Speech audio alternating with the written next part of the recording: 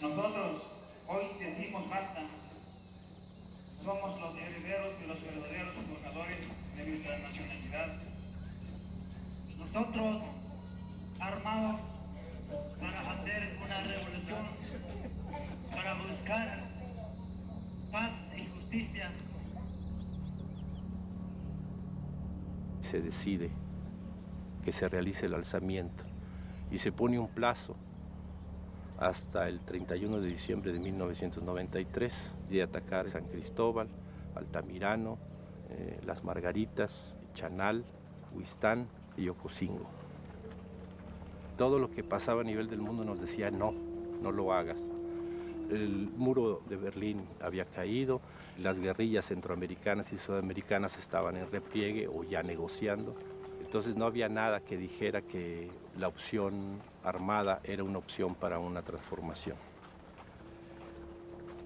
En días previos, como somos muchos, se nota el movimiento, pero el desprecio a la capacidad de los indígenas para hacer lo que hicieron es la que le permite el EZLN usar la única arma realmente efectiva que tenía en ese entonces, que era la sorpresa.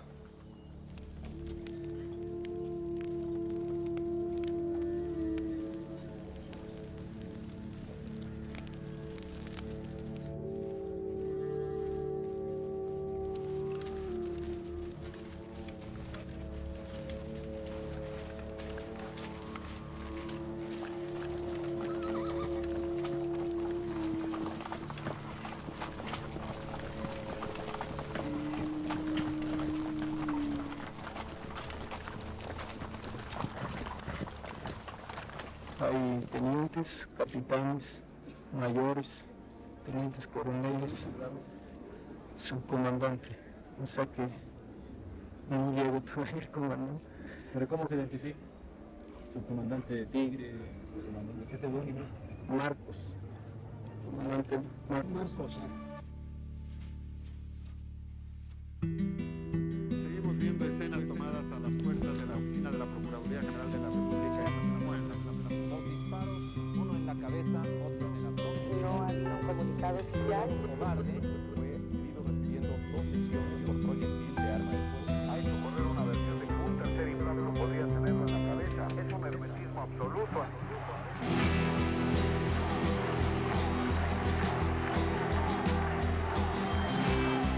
Yo veo México con hambre y con sed de justicia. El tratado más en más, mejor pagado. No morirá la flor de la palabra.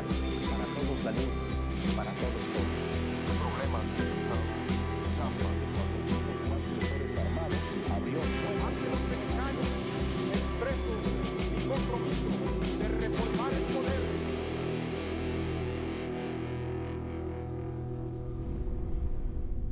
Images de guerre au Mexique revendiquant la mémoire et le nom de Zapata. Des Indiens du sud du pays ont lancé une déclaration de guerre au gouvernement, une région où la tension était devenue de plus en plus forte ces derniers mois et les combats auraient déjà fait une centaine de victimes. Un grupo de hombres armados mantiene tomados 4 municipios de Chiapas. Según sus voceros, en su mayoría son indígenas chiapanecos. Desde las primeras horas del sábado, un grupo de hombres fuertemente armados, que dicen pertenecer al Ejército Zapatista de Liberación Nacional, tomó por la fuerza las presidencias de 4 municipios de Chiapas, San Cristóbal de las Casas, Ocosingo, Margaritas y Altamirano.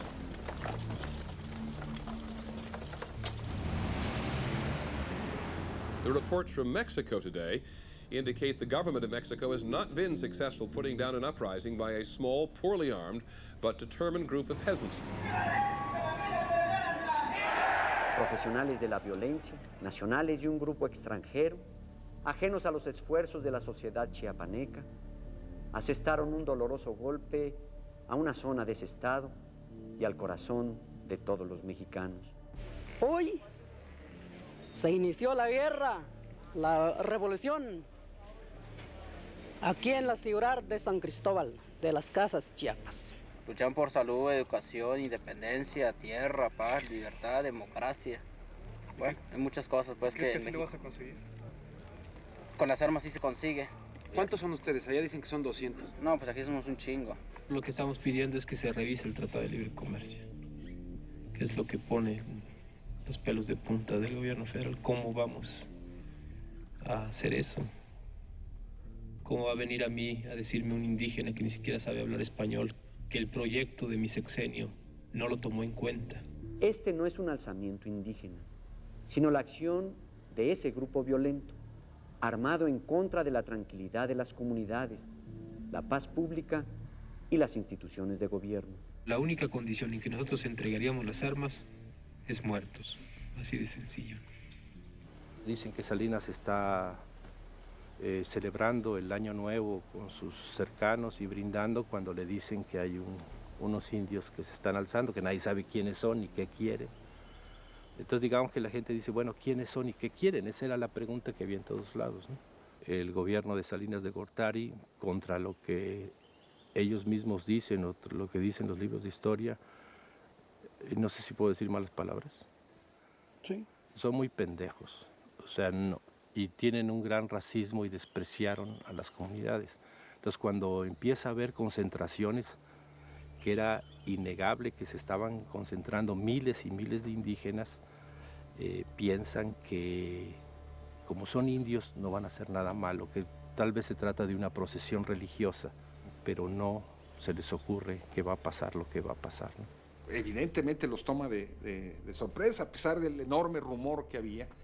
Pues estaban celebrando la entrada en vigor de México al paraíso del primer mundo, ¿no? Ya íbamos a ser del primer mundo.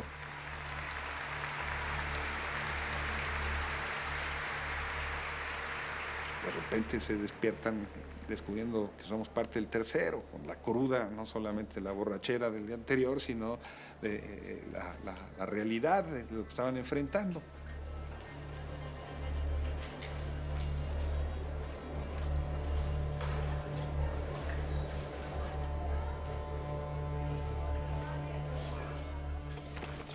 Claro, había evidencias de que el levantamiento se iba a producir, pero todas esas señales fueron silenciadas para no echar a perder la entrada en vigor del Tratado de Libre Comercio, y el gobierno de Salinas decidió enfrentar ese desafío a cañonazos del programa de solidaridad. Mandó en aquel momento al secretario de Desarrollo Social, Luis Donaldo Colosio, a impulsar un programa de reforestación, de comercialización de café. En agosto de 93 viajó a las zonas hoy Zapatista. Hubo muchas reuniones con comunidades indígenas y todo esto. Un fondo que se ha constituido a través de los años con cuotas y aportaciones de los mismos cafeticultores, y este fondo habrá de servir para apoyar los esfuerzos de comercialización de ustedes, productores de café, aquí en la Sierra de Chiapas.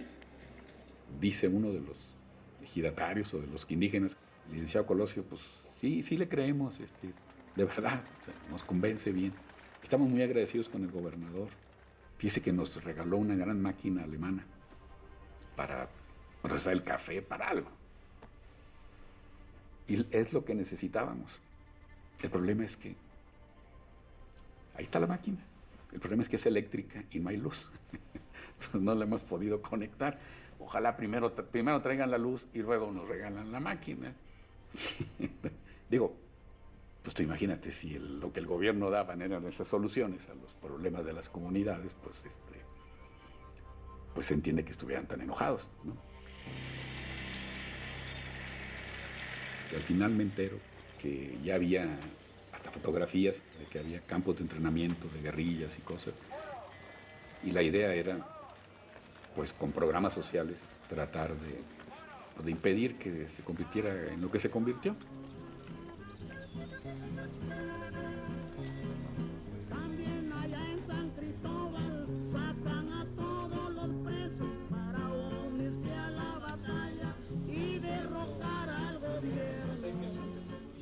Para esa época de 1990-92, el EZLN ya tenía decenas de miles de compañeros y compañeras y miles de milicianos y cientos de insurgentes. ejército hay que echarle agua y abono. Y así como el que nos oprime, hay que echarle bomba y plomo. Sonaban las metralletas llamado cuerno de chivo. En la ciudad de Ocosingo, como a las 3 de la tarde, son las 31 zonas. Embrazar armas. ¡No! Saludar. ¡No! Media vuelta. ¡No! Firme. ¡No!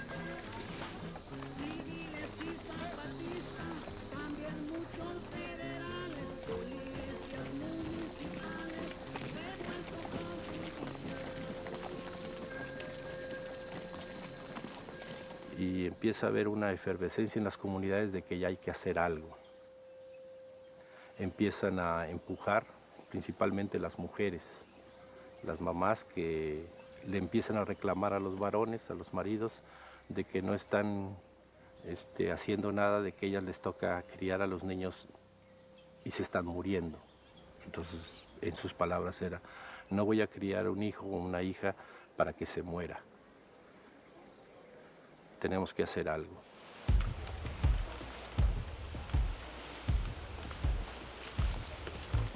Teníamos la opción de seguir el modelo clásico de las guerrillas o seguir la tradición de lo que fue la Revolución Mexicana en su etapa armada, que es hacer acciones sobre los puntos en posiciones, se dice.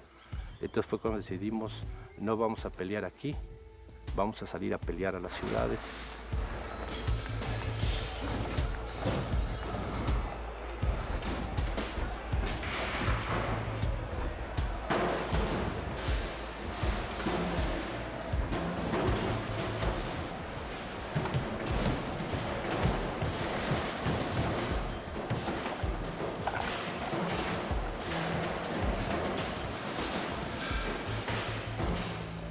Se desataron todas las presiones para aniquilar al movimiento guerrillero, desde la derecha hasta la izquierda. Un magnate de la televisión llegó a decirme, tienes que inmolarte como el 68, tú aniquila a esta fuerza guerrillera. Le dije, oye, yo creo que estamos ya en otra época y aquí de lo que se trata es de recoger las demandas válidas de justicia que ellos representen y evitar que se conviertan en una fuerza que intente derrocar a todo el régimen y todo el sistema legalmente establecido en nuestro país.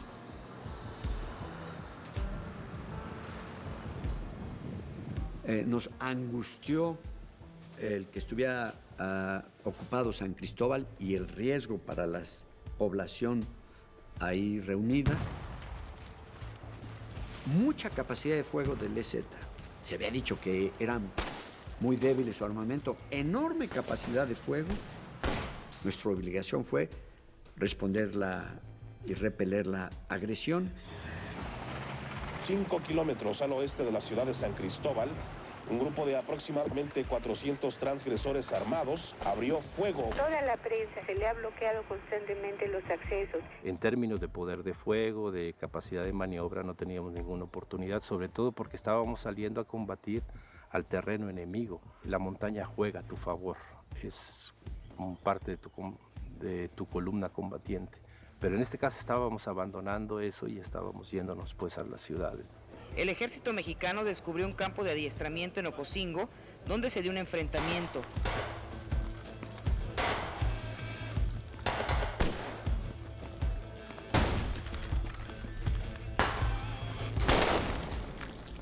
Se dijo que se habían hecho bombardeos, jamás ocurrió eso.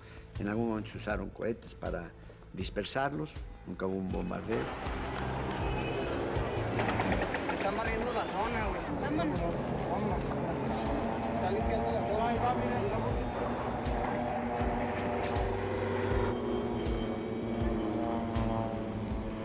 El 4 o 5 de enero, entonces ahora sí empezó los aviones y los helicópteros.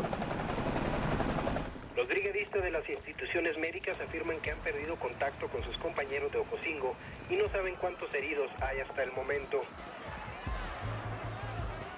Y el ejército pues no respetaba pues nada, pues así, donde veía gente pensaba que somos nosotros, pues, ¿no? Y no, son poblaciones, pues así que nos contaban pues así las compañeras que llegaban las balas pues así dentro de la casa, rompía las ollas, se las ametrallaba pues así la población, pues, ¿no? El ejército realiza actividades de labor social en el estado de Chiapas.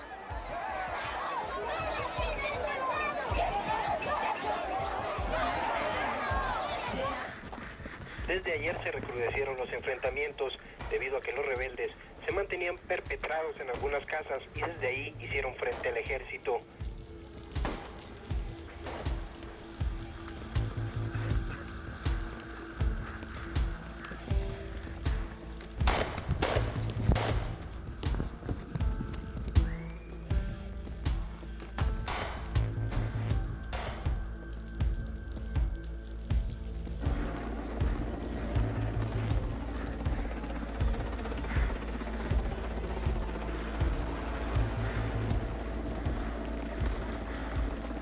Mientras tanto, los cuerpos permanecen desnudos desde ayer en un cuarto del Panteón Municipal, a donde la gente acude para identificarlos.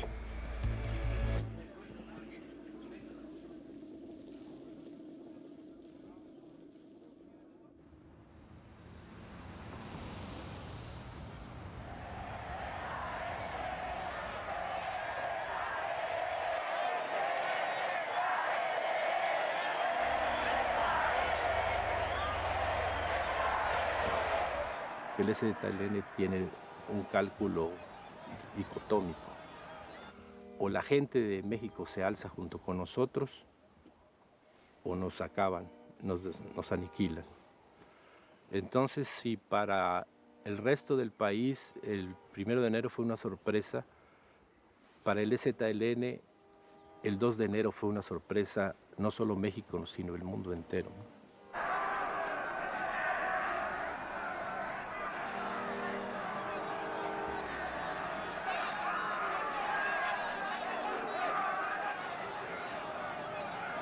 ¡Basta de genocidio! ¡Justicia! ¡Justicia! ¡Justicia! ¡Zapata vive! ¡La lucha sigue!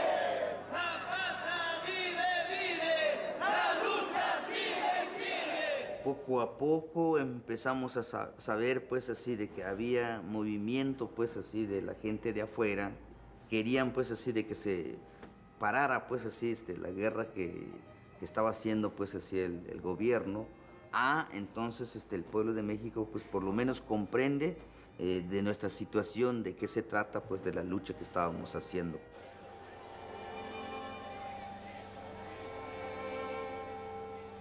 Empezó a surgir además la forma de hablar del sub, ¿no? De cómo empezó a expresar lo que estaba sucediendo, el porqué. Y eso era increíblemente llegador. No morirá la flor de la palabra. Podrá morir el rostro oculto de quien la nombra hoy, pero la palabra que vino desde el fondo de la historia y de la tierra ya no podrá ser arrancada por la soberbia del poder. Nosotros nacimos de la noche, en ella vivimos, moriremos en ella. Para todos la luz, para todos todo. Para nosotros la dignidad insurrecta, para nosotros nada. ¡Viva el ejército zapatista! ¡Liberación nacional! ¡Viva México! ¡Viva México! ¡Viva México!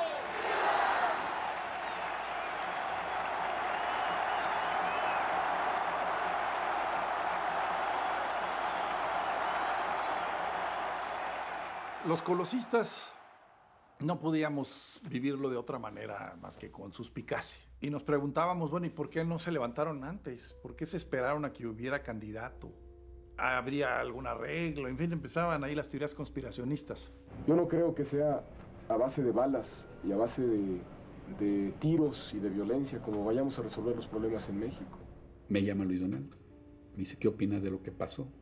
Le dije, lo que nos faltaba en este país, una guerra. Y Colosio se molestó bastante. Me dijo, no digas eso, ¿cuál guerra? No puede haber guerra, no hay guerra.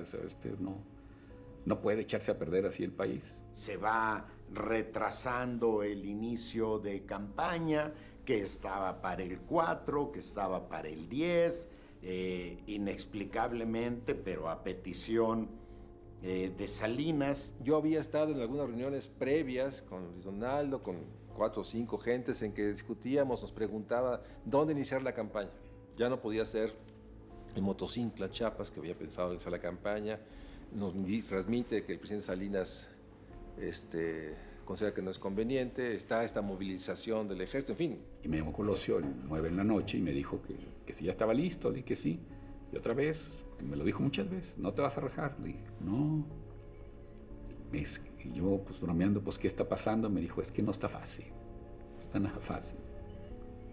Ya mañana te enteras. Un día, pues muy difícil, el arranque de la campaña, se cambia al estado de Hidalgo, a Huejutla, ya no en Chiapas. Candidato Luis Donaldo Colosio.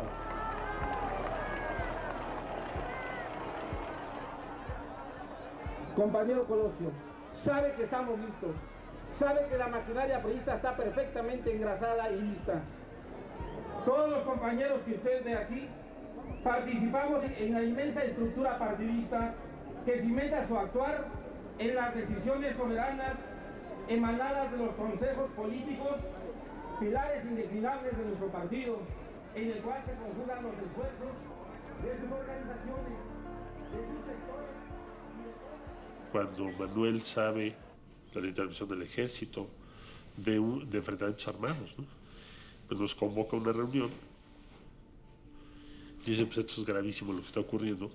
No teníamos información completa, por supuesto, era la primera información que se tenía. Entonces ahí él nos dijo a sus más cercanos, yo creo que eso es la negación de todo lo que pensamos. Es decir, todo lo que hemos hecho, toda mi participación en este gobierno y lo que he pensado en la vida pública, pues esto es la negación de eso.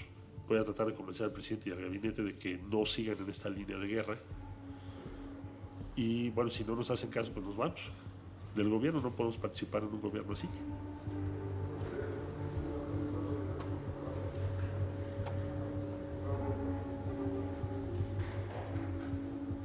En la noche del 8-9 de enero, llamé al secretario de la Defensa Nacional, al general Antonio Rivielo Bazán, a mi despacho y le pregunté, general Rivielo, ¿cuál es el parte militar?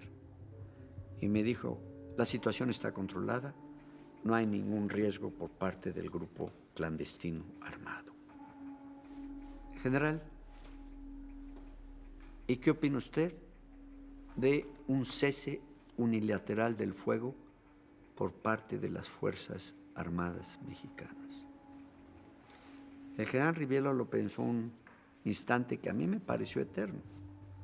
Yo, como presidente de la República, era el comandante supremo de las Fuerzas Armadas. Le podía imponer mi decisión, pero para mí era muy importante su opinión como responsable de los efectivos en el lugar de los hechos. Lo pensó y me respondió, procederemos como usted nos dé la instrucción, señor presidente. Tomando en cuenta que el ejército mexicano ha alcanzado ya el primer objetivo en su misión constitucional de garantizar la seguridad en la región, tomando en cuenta el sentimiento y la opinión de la nación y por las propias convicciones del presidente de la República, con toda responsabilidad, he tomado la decisión de suspender toda iniciativa de fuego en el estado de Chiapas. Espero que en unas 2 horas Señor pueda Andrés, dar un comentario sobre algunas cosas que sean de interés de ustedes. ¿los indígenas se reunirán con el presidente, señor? Mire, eso preguntan en la oficina del señor presidente. Ellos son los que llevan la agenda, pero pienso que habrá alguna información esta tarde. Adiós. Planteó que se decretara el cese de hostilidades, se creó esta figura de comisionado para la paz, que en realidad pues, es una figura muy sui generis, porque también la situación era sui generis, era muy difícil.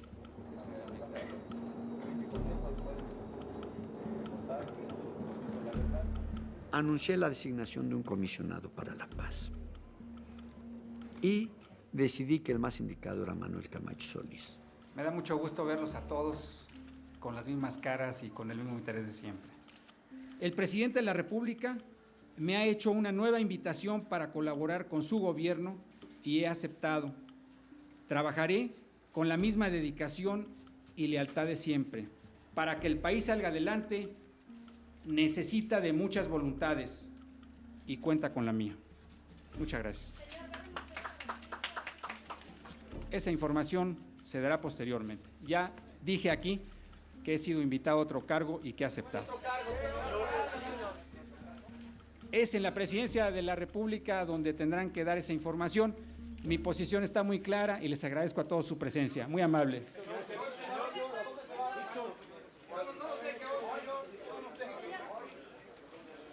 Puede ser hoy, puede ser hoy. Adiós. Camacho fundaba ahí sus aspiraciones para suplir a Colosio. Colosio era un Boy Scout, era el muchacho que quiere hacer cosas buenas, su obra buena del día, como los Boy Scouts. Y la clase política no iba a permitir que un Boy Scout gobernara. Se necesita ser un bastardo, para no decir que es un hijo de puta, para poder estar en el poder, ¿no? La Constitución prevé que puedes aspirar a ser candidato presidencial, presidente de la República, si renuncias al gabinete 6 meses antes de la elección. Entonces él renuncia y pide ser comisionado para la paz. Y pues eso lo ponía en el juego, ¿no? Eso lo metía a la contienda y eso generaba un gran ruido para Luis Donaldo Colosio. Los reporteros le preguntan a Colosio que qué opinaba de que ahora el gran salvador de la patria, el que iba a pacificar la guerra en Chiapas, era Manuel Camacho. Obviamente Colosio, pues muy molesto, no me acuerdo ni qué contestó. ¿Qué puede decirnos, señor candidato, sobre el asunto de la crisis en Chiapas? Bueno, lo que yo he dicho es que Chiapas está siendo atendido por el gobierno con una solución pacífica. A mí me da mucho gusto que el presidente de la República haya actuado como está actuando. Manuel Camacho toma un protagonismo mediático muy importante de carácter nacional y derivado fundamentalmente, creo yo, pues de la estrecha cercanía con Salinas. Siempre se siente en confianza de hacer pues casi lo que le diera su gana. Todos los días Camacho juntándose con los zapatistas y tomándose fotos con el obispo y con la bandera de México atrás, así todo muy rústico y robándose todo el show, todo. Y nosotros en una campaña en la que pues localmente nos hacían caso, pero a nivel nacional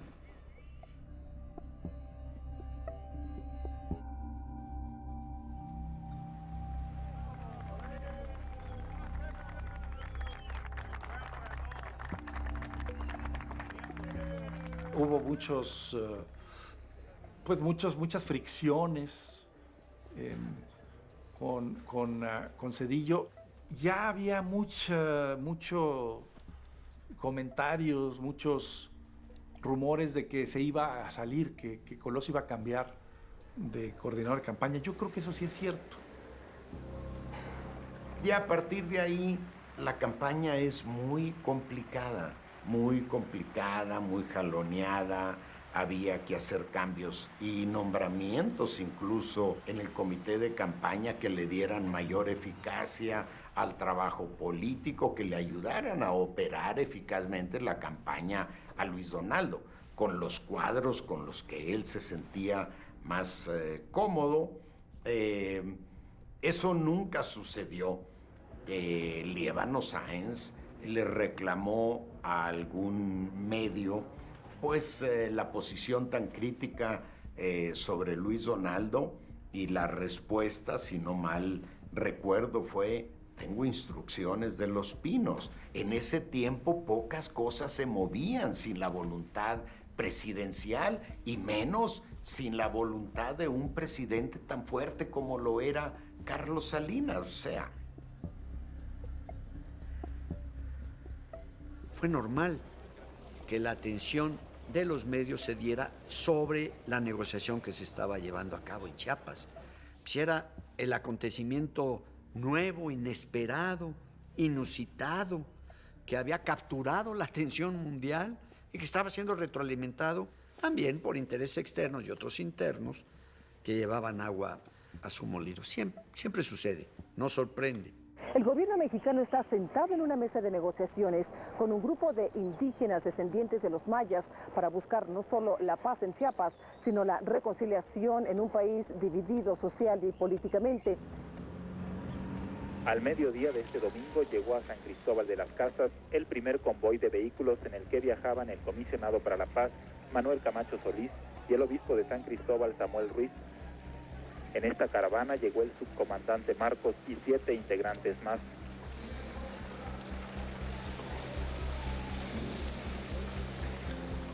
El día de hoy, el Ejército Zapatista de Liberación Nacional presentó su pliego de peticiones. El comisionado para la paz, Manuel Camacho Solís, presentó una respuesta general. Todo nos permite augurar resultados positivos. El gobierno de México y el grupo armado alcanzan un acuerdo de principio para poner fin al conflicto que estalló el pasado 1 de enero en el estado de Chiapas. El señor Camacho Solís dijo que hubo diálogo serio, respetuoso y positivo, y que llegar a esta etapa del diálogo a 7 semanas del inicio de la guerra es un resultado único que debe dar satisfacción y orgullo a México. This is a victory of Mexico. It's not a victory of one of the parts, of one of the parties. It's something in which everybody has participated. Mientras todo esto sucede, la expectativa tanto nacional como internacional continúa flotando sobre la ciudad de San Cristóbal de las Casas. Sí, era más mediático lo que estaba haciendo Camacho. Estaba parando una guerra. Pues eso claro que es más mediático que una simple campaña electoral. ¿Pero cuál guerra? ¿Cómo surgió y cómo se acabó y cómo... Nada más porque llegó un tipo ahí, ya habría querido Alejandro Magno, un mediador así tan hábil, ¿no? Estamos muy contentos de que en un plazo tan breve pueda resolverse dentro de la nación, por mexicanos, un conflicto de las proporciones que ha tenido este. El comité clandestino reconoció la labor del comisionado en los esfuerzos que ha hecho para que sea posible este diálogo. Hay quien dice que logró acuerdos simulados como un acto simbólico de la entrega de armas del movimiento zapatista, que nada más fue para la foto. Sin embargo, todo este protagonismo cambiaba el contexto político nacional. Nunca perdió la oportunidad, más bien la esperanza de que lo sustituyeran por él, ¿no?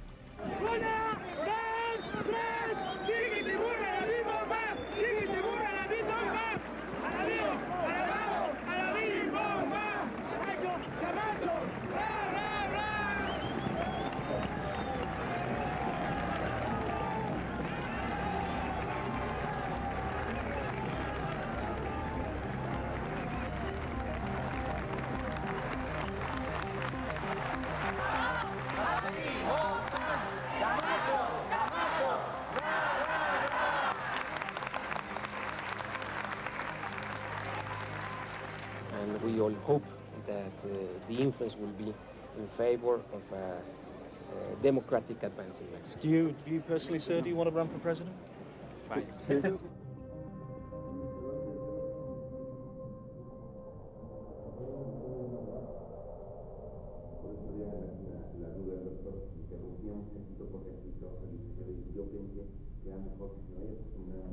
A todas las ciudades, con todo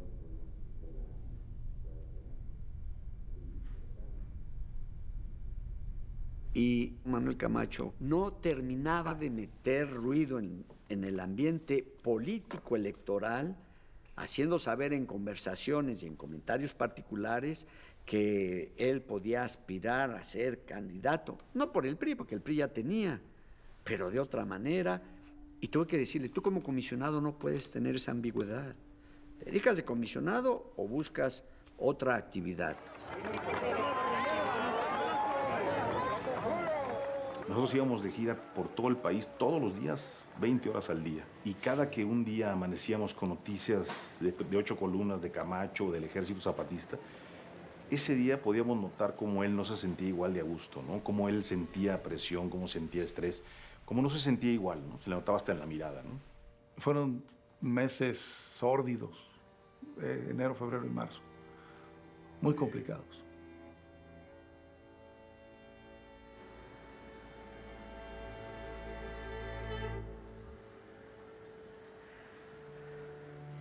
Me contó Diana que llegaba Donaldo en las noches, como siempre, muy tarde, y dice que en esa noche, pues creo que fue en febrero de 1994, que le dijo, me quieren fregar, con otra palabra.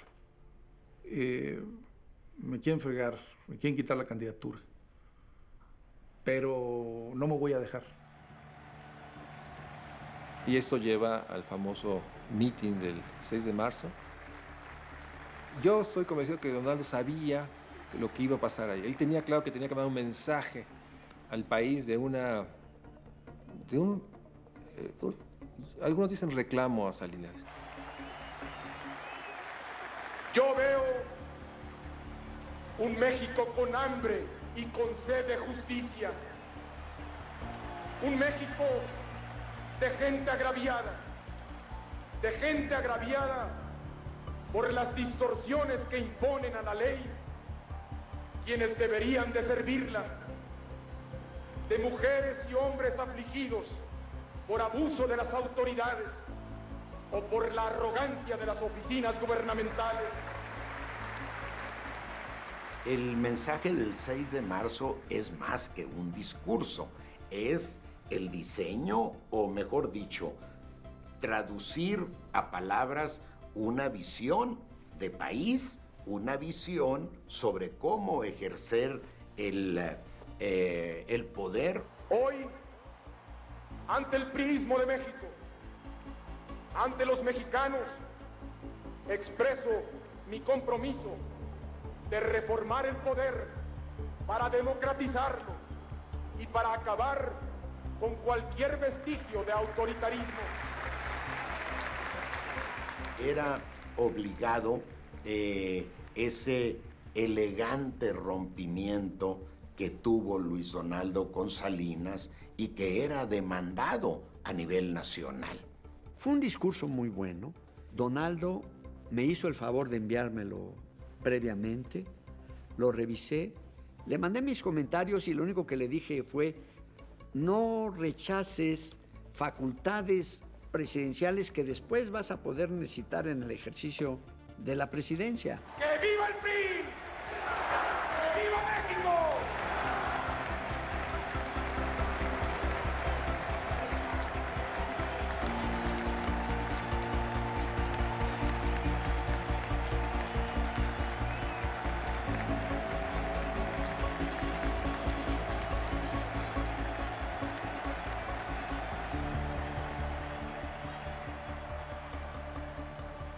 La primera cosa que comentaron los medios cuando oyeron el discurso fue que era un rompimiento con Salinas, que a partir de ese momento él ya era un candidato independiente y que dejaba de ser el empleado de él, por decirlo de alguna manera, ¿no?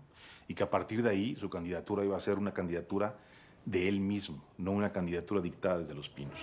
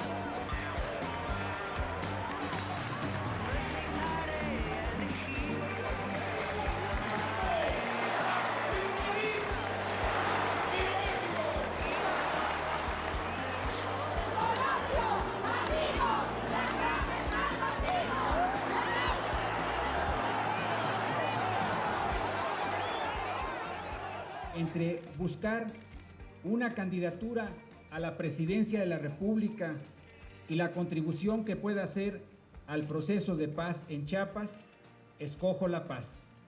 Sí quiero ser presidente de la República, pero no a cualquier costo. La declaración pública del licenciado Manuel Camacho pues confirma su entrega absoluta a las tareas de conciliación y pacificación que le fueron encomendadas por el presidente de la República.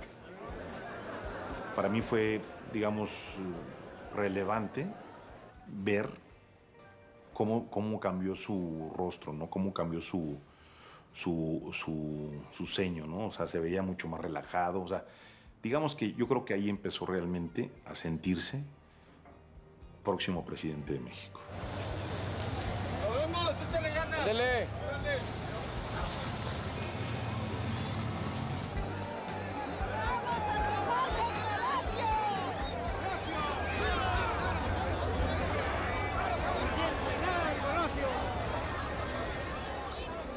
El general Domiro me dice, ¿cómo vio eso? De Camacho. Él era el general del Estado Mayor Presidencial encargado de proteger a Luis Donaldo. Y me dijo, pues ahora sí estoy preocupado. ¿Cómo es eso de que no quieres ser candidato a cualquier costo?